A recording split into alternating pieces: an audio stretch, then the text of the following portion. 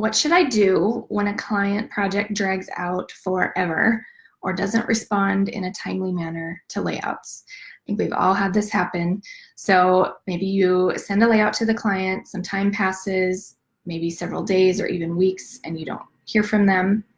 And maybe you're, anxiously awaiting for their feedback so you can make the changes and wrap up the project, right? We want to get this done and move on to the next thing. And it can be frustrating for a few reasons.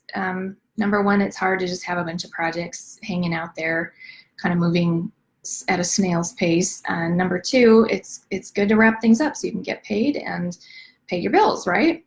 So we're going to dive into some ideas for this today. So in case we haven't met yet, hi, I'm Amy Farrell. I'm a longtime graphic designer and design studio co-owner with my husband. After about 20 years of being a designer and running my own business, I get to pass on some lessons I've learned to other graphic designers, creatives, and freelancers like you. So I want to help you enjoy your design process more, enjoy your work process, get your valuable time back by skipping some of the mistakes I've made. And then I want to help you create lasting, profitable client relationships without losing your mind, right? We all tend to get to these points where we feel burned out and stressed. So I want to help you avoid some of that.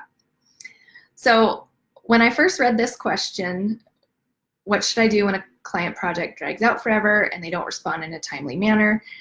My first response would be, quick answer, bill them for the work you've done. Get paid for what you've done. And then when they're ready, you can come back around and finish the project. So easier said than done, right? So we're gonna dive further into this. So let's talk about some ways though that we can maybe prevent this from happening in the first place. So first of all, I think it's important to ask yourself a few questions. Number one, do you have an agreed upon schedule and delivery date for this project? So did you send a schedule to your client at the beginning of the project? Are they expecting to have their project done and delivered by a specific date? And if they are, is this a critical date, like an event that we can't miss? Or is this kind of an arbitrary, oh, it would be nice to have this kind of date, okay? And I recommend having answers to these date questions at the onset of the project so you know how diligent you need to be with your reminders and follow-ups throughout the project, okay? Hopefully that makes sense. So with most project management struggles or challenges, this topic again goes back to setting clear expectations at the start of the project or the beginning of the client relationship. I feel like we've been talking a lot about this. Pretty much any issue we're going to run into is because expectations were not defined way back at the beginning of the project. So this again ties into this common thread. So as I mentioned, a first best practice for you to get into is to make a clear schedule at the start of the project so the client knows when their feedback is needed for every round of revisions. Then you're going to reiterate that schedule every time you send a layout to the client. Also, always build in some padding or extra days in your schedule so you have some wiggle room if a small delay or something unexpected comes up, right? We always want to have a little padding, a little room to move if something happens. So you can say something like this when you send a layout. Hey Todd, thanks for hopping on. You can say something like this. So as a reminder, here's the schedule we'll need to follow in order to deliver the project by your desired date of X. Okay, that's one way to say it when you send your first layout. You're telling them, here's the schedule again, just a reminder, I need your feedback by whatever date in order to make sure we're on track. And you could also just say, just highlight kind of the latest step you're in the process rather than sending them the whole schedule every time. Just say your feedback on this layout is needed by X date to keep us on track for delivery by X date. So most people understand that if they delay the process, that delays all of the dates thereafter, right? However, I prefer to spell it out so there's no confusion about that. So when I first send a schedule to a client, here's the exact kind of disclaimer language that I include regarding the schedule. I'll say, note, on-time project delivery is dependent upon receiving customer feedback on or before the dates scheduled. Final delivery may be sooner if the customer response times are faster than scheduled or if revisions are not needed. And that just lets them know, hey, this project actually might move along quicker if you don't need a whole lot of revisions, or if we're skipping a couple of rounds of revisions, right? So this all sounds straightforward enough. And the other thing I try to do too is kind of give my client a heads up and a little bit of knowledge about why they should care about this, because I want them to kind of buy into what I'm trying to communicate here. So we want to make it clear to the client that a schedule is there to give them the best service possible. It's not there so you can be like mean and bossy and tell your client what to do. Okay, you have other clients and projects on your schedule, and you can best serve your client if they and you stick to that schedule. That's really as simple as it gets, right? So make sure your client understands the consequences of not adhering to the schedule. So the obvious one, of course, is if the client has a hard deadline where they need this thing, that deadline may not be met. They're not going to get their thing in time, right? That's the biggest motivation for sticking to a schedule. Also, things to consider: dragging out a project or having it on hold for a while means momentum is lost, right? And time is required to ramp it back up when you get back into that project. And depending on the size of the project, this can vary, but this often means for you, for the designer, you're going to be reviewing the scope of work documents again. You're going to be reviewing emails and conversations and reviewing where the design process left off, which of course is not an efficient way of using your time. This eats into hours that you may have set aside for creative work, right? So you may need to charge more or deliver a piece that's less than the quality you originally planned for, which totally stinks, right? We never want to have to drop our quality just because too much time was eaten getting back into the project. And then delays mean that your client's project is probably going to bump into other scheduled projects once you're ready to start it up again. And this just creates some logistical issues. You're going to have to delay the work and work it back into your schedule somehow. The other thing to note too is, if a client ever questions you on this, and you can just say, we take our client commitments very seriously. We're not going to push other people out of the way to get yours back on track. This would not be in good service to clients who are committed to sticking to a schedule. Now, I wouldn't necessarily use those exact words, but that's what you're trying to communicate. Okay, and of course, this all these changes and bumping things around, this is undue stress on your team and the client. Okay, so how do we mitigate this? Of course, going back to setting expectations in the beginning, we're going to share with our client how the process works and what happens if there are delays. So to be clear, you should develop a rebooking policy or a delays policy, whatever you want to call it. And you would put this policy in your work with us or about us document, which, if you're not familiar, this is a brief document outlining your core boundaries, way you work, your policies, and your processes. And you should also detail this rebooking or delay policy in your contract, so the client is aware in 2 different places of how this is going to go before they start working with you.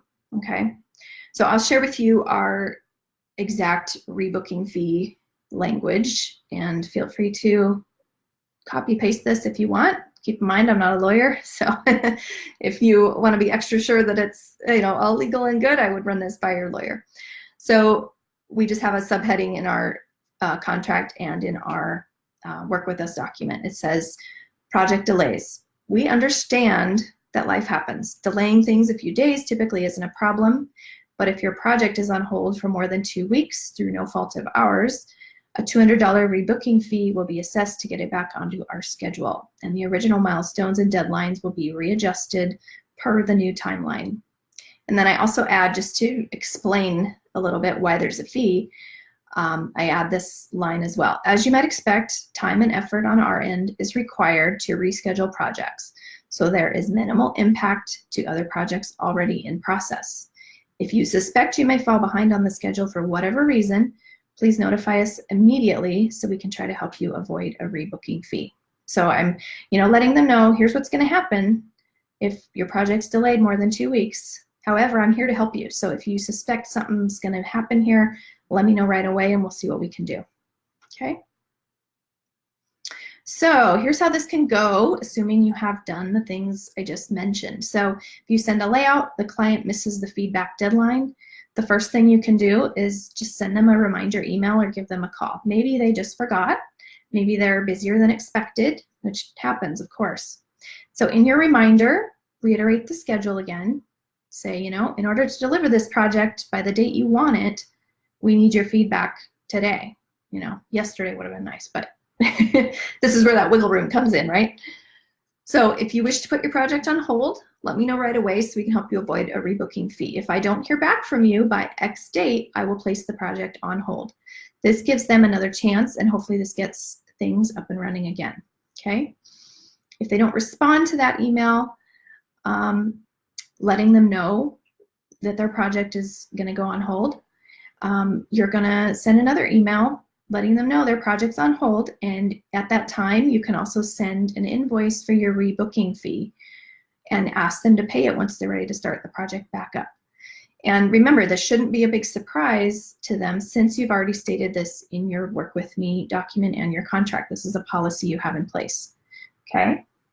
I would also go ahead and bill them for any unbilled time for the work you've done so far, unless their deposit covers that time. And this begs reminding, always get a deposit, right, before you start working. So to put this into perspective, if you book any other, hey Ryan, thanks for hopping on. If you book any other service or business out there and you miss an appointment or a deadline, they're probably not going to hesitate to bump you to the bottom of the list or charge you a fee or some other type of consequence, right? Like even if you have to reschedule a dentist appointment and you aren't good about letting them know that you're going to get charged for it, right? That's just the way our world works. We need to take people's time seriously, and you're no exception. You deserve that just as much from your clients. So yeah, I don't think it's too much to ask, right? All right, so this is a very, I realize this is like it's kind of a personal thing, and if you feel weird or pushy enforcing it, I'd encourage you to ask yourself the real reason behind why it feels weird.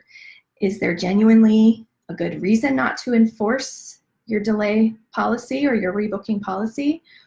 Or are you maybe feeling fearful that the client will fire you or badmouth you, right? So as I've kind of tried to walk you through, there's a polite and professional way to enforce this policy. So don't let fear be the reason that you're selling yourself short and letting your time go unvalued, okay? Remember that all of this is delivered very professionally, objectively, and factually. We're not upset with our client for delaying the project. We're not getting nasty here. We're just simply letting them know what happens in the event of a delay, okay?